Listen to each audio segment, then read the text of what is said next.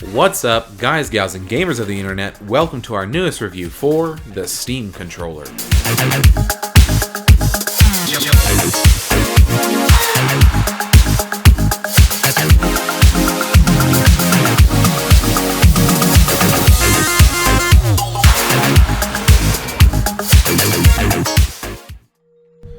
So, like any review here at TV Gaming, let's begin by covering the hardware, the packaging, accessories, and the build quality of the device itself. And here is the box. As you can see, we have a nice simple blue box with a light blue overlay on top with pictures of the Steam controller, some descriptions of the product, what you can expect to see inside, and some other mumbo jumbo that no one's probably ever going to read. I must say, I rather do like this packaging. It's just simple and it will look nice on a shelf. As you can see, once we remove the blue slipcover, all that's left is the Steam logo, and ta-da! Here is the Steam controller itself in all of its glory. But let's set that aside and see what else we have. You can see we have two Duracell AA batteries in here. Yes, it's battery powered, and a wireless USB dongle. If you have a Steam machine, you do not need this. Underneath the holder for the controller, we have a quick start guide, as well as a product description guide or controller product guide, whatever you want to call it. Either way, no one's probably ever going to read through this thing. As you can see right here in the back, we have what I would call basically a little hub for the wireless USB dongle. Basically, it'd be used for if you have a PC that's farther away from, say, like a media hub or something, you would use this and the wire and the micro USB cable I have right here to basically extend the dongle so it can get closer to you without having to worry about dropping the signal or losing connection or anything else. And now let's talk about the final category, the build quality. Now, this is where my opinion is going to differ from many reviewers across the board. I'll be honest, the glossy plastic on the front makes it look cheap. But when you hold it, try to crunch it around a bit, try to put some force on it, it doesn't creak or make noises or anything. So, at least in my experience, this feels like a quality piece of kit to complement your gaming PC setup. And now let's talk about the performance of this controller in terms of its features, functions, and its sound capabilities. Yes, there is a sound category inside this controller for one major reason. Have a listen. You can customize this controller's startup and shutdown sounds, and I think that is a perfect representation of how customizable this controller is. And I must say that's probably one of its most notable functions, is that everything is customizable. But let's dive into the features of this controller a little more. On the front of the controller, you can see 4 standard ABXY face buttons and an analog stick. But its biggest feature lies in the dual front-facing trackpads. One basically can serve as a D-pad, while the other would function as an analog stick.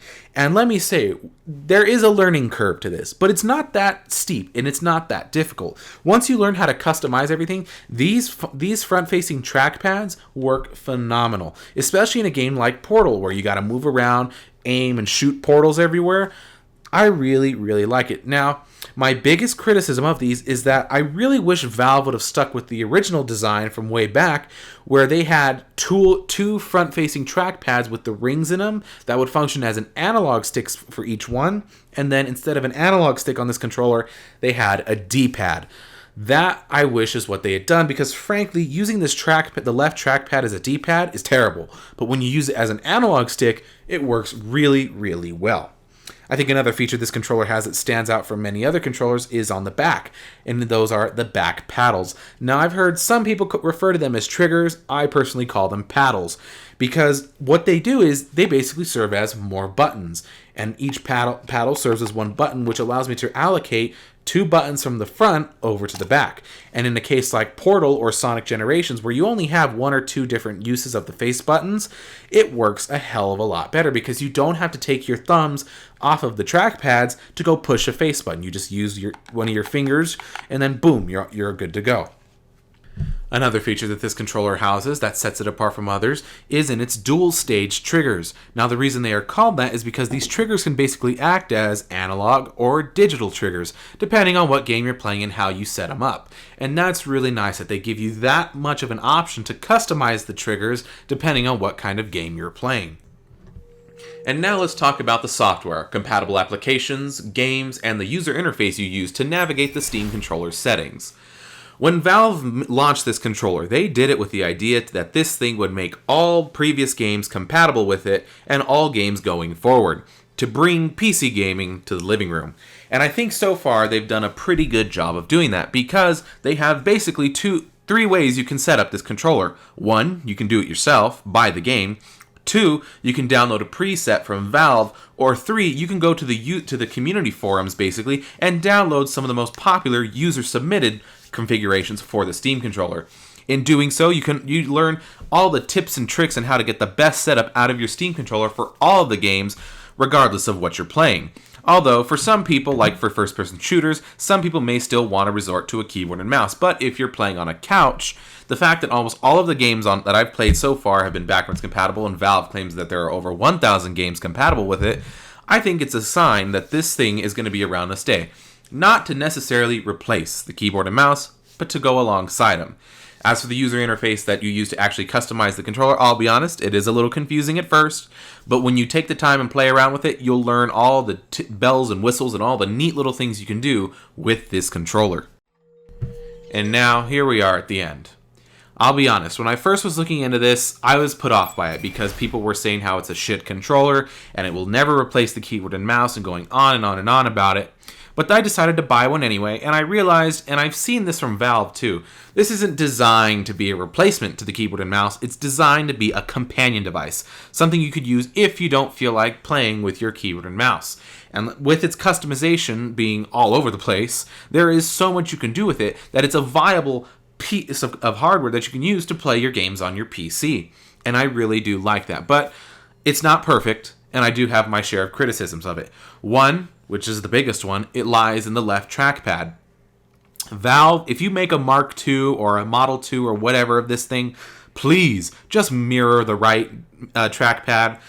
When you try to use the left trackpad as a D-pad, it's the worst thing ever. But when you use it just as a standard, normal trackpad in the place of an analog stick, it works well. So ditch the D-pad design on the left trackpad and just go with a flat one like on the right trackpad.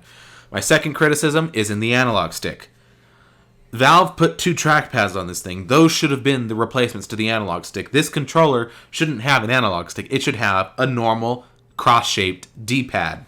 Okay, so remove the analog stick and put a D-pad. And I'd be happy. That way I can use this for fighting games, and I could use the dual trackpads for basically everything else.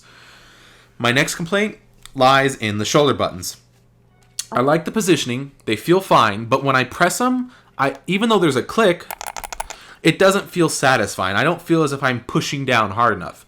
And if I do, I'll probably break them. So give the shoulder buttons, if you make a reiteration, more of a click, more of a drop down when we go to press them. And it's a similar criticism I have with the triggers, which leads me into my next one. The triggers act as both analog, digital, and dual stage, meaning I could aim with one trigger and fire with the click of the button at the bottom.